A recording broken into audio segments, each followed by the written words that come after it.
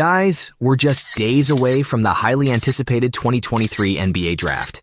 Yup, the NBA season is officially over, and now it's time to shift our focus to draft night. We've got a whole bunch of talented players who want those top spots, so waiting to see who gets picked will have everyone on the edge of their seats. But the real question lies with, who are these rising stars? Well, for starters, we've got a pretty solid prediction for the number 1 pick. The San Antonio Spurs are definitely going to scoop up Victor Winbanyama, the future Hall of Famer, a 19-year-old basketball prodigy who has been creating headlines in the sports world. Winbanyama is 7 feet 5 inches tall and weighs 230 pounds, which gives him speed. I know it sounds impossible, but trust me, even players in the French LNB Pro A League couldn't believe it until they saw it with their own eyes. They were in awe when Winbanyama denied a drive to the rim and then swiftly darted out to block a corner three-pointer. He has skills that have never been seen in the NBA before, which is why LeBron James called him more like an alien.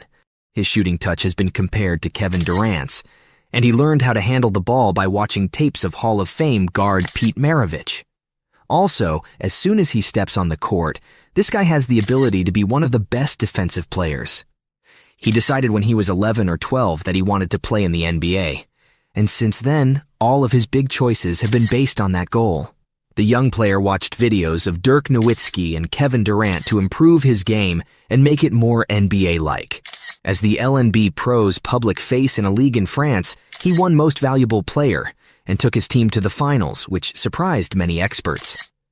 In the upcoming 2023 draft pick, it looks like Winbanyama will join the Spurs as a newbie.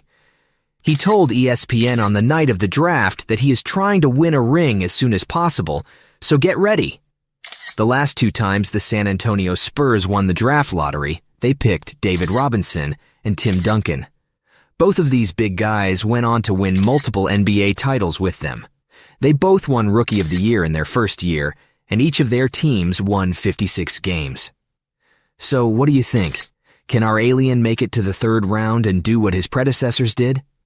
He's not Tim Duncan, and he didn't want to be in the spotlight. He likes and is used to being the center of attention. Even though his home market is small, he could quickly become one of the faces of the league thanks to his viral highlights and fast marketability. So other than him, there's been a lot of talk about whether Henderson or Miller should be number 2, and if we're being honest, we can see why. Henderson is a great athlete who has been great for the G League's Ignite. He's been called a star player. Some people have wondered how he will fit with Damian Lillard, who's been the team's leader so far. But I'm guessing the alternative would be to pass on a player who could be one of the best of his age. So let's talk a bit about the Henderson-Miller debate that has added intrigue to the Wemby draft. Think back to this time last year, when almost everyone thought Jabari Smith Jr. would be the first pick. Then, just before draft night, there were rumors of a sudden change, and then Paolo Banchero was picked first by the Orlando Magic. Don't worry, there won't be a switcheroo like that this time, because the San Antonio Spurs will definitely make Victor Winbanyama the first pick in the 2023 draft. But right after that, the Charlotte Hornets will have to choose between Scoot Henderson, who has been called the best player in this draft since Wemby, and Brandon Miller, whose great college season put him in the running at number 2. If the Hornets think that Henderson and Miller are about the same level of possibility, then it makes sense that they should take the player who fits best. In this case, that would probably be Miller, since Charlotte's point guard, LaMelo Ball, is a ball-dominant player. But one thing's for sure. Henderson is destined to become a key player in his new team's rotation right off the bat. A guard for the G League Ignite who was born in Georgia is more than just his amazing numbers, which include 16.5 PPG, 6.5 APG, and 1.0 SPG on average. Henderson has left an indelible mark on the G League, even though he has a low three-point rate, which he may need to improve if he wants to be an all-star at the next level. He's known for his incredible athleticism and his ability to make super cool dunks. Plus, the fact that Henderson and LaMelo Ball already get along could be an important factor for the Hornets to think about. Jonathan Givony of ESPN says that they met for the first time at the 2022 Rising Stars, where they both played for Team Peyton. When Henderson joined Puma, their lives became even more linked.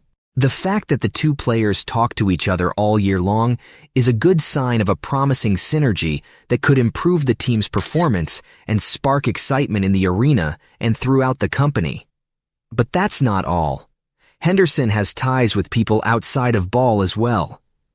He's gotten to know Steph Curry, our Warriors star. If he moves to the Queen City, he plans to ask Curry for information about the area and tips on how to live there. Curry's quiet, out-of-the-news life and legendary career are appealing to Henderson, who wants to build an empire for his family by following Curry's example. Henderson has been compared to greats like Russell Westbrook and John Wall, but he wants to leave behind a legacy that makes people want Scoot's career instead. Mike Vorkunov of The Athletics says that he has already started to learn about real estate and personal finance. He's also applied for trademarks for his name and personal motto with the United States Patent and Trademark Office. He thinks that his time with the Ignite has given him a 2-year head start on learning how the NBA works, both on and off the court. Then comes our next potential player, Brandon Miller. The Alabama forward stands 6 feet 9 inches tall and has a reach of 6 feet 11 inches. He's a dangerous player who averages 18.8 ppg and 8.2 rpg. He's been compared to Paul George and Danny Granger because he's big and can do a lot of different things. Miller could give the Hornets a much-needed star on the wing and a big defensive boost. He can defend most spots and could add 1 block per game to the box score. And not just this, Miller's also an awesome shooter who's great at moving three-pointers and scoring off the dribble. His high-arcing shots and deep pull-ups show off his offensive ability. His better consistency in getting to the basket and his ability to make great plays, especially in pick-and-roll situations, give his game another dimension. But Miller does have some things to work on. Kevin O'Connor of The Ringer says that Miller needs to improve his speed off the dribble, his ability to finish at the rim, and his flexibility on defense. He didn't play well in March Madness, which may have been because he hurt his hip. Miller has problems outside of the court because of an investigation into how the Alabama student got a gun that was later used in a fatal shooting. In all honesty, the Hornets must be very excited about the possibility of the wing playing with LaMelo Ball. Their attack has often looked like it needs just one more offensive tool to be truly competitive. But, all things considered, it seems like Charlotte's wait is over. Mark Medina, an NBA writer, thinks Miller will make an immediate impact if he is picked. He even said that Miller's time in the NCAA will help him in the long run because he got to play in a way similar to the NBA. So that's it for today, guys. Who do you think is going to be the best of these three? Let us know in the comments below, and make sure to like the video, subscribe, and turn on the notifications bell. Happy watching!